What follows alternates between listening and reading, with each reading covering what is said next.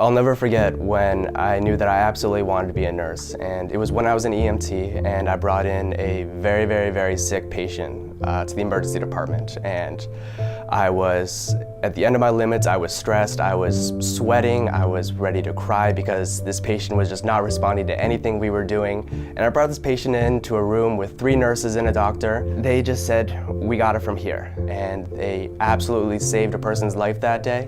And then they walked out of that room without any sort of self-congratulatory, nonsense. They just knew that that was part of their job, and they walked on.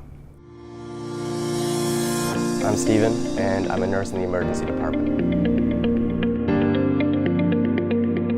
I began in EMS after college, and I was an EMT in the local area, and that's how I first got introduced to nurses. What really drew me in particular was the emergency aspect. I saw that I would be able to get the same adrenaline rushes while being able to work in a more team environment, and I would be able to have more access to additional responsibilities, tools, and I would be able to do much more for the patient than I was previously.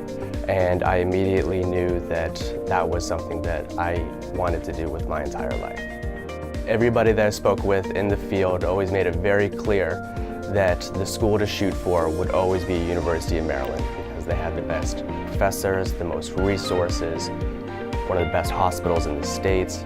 And so without a doubt, I'd never considered any other school other than the University of Maryland.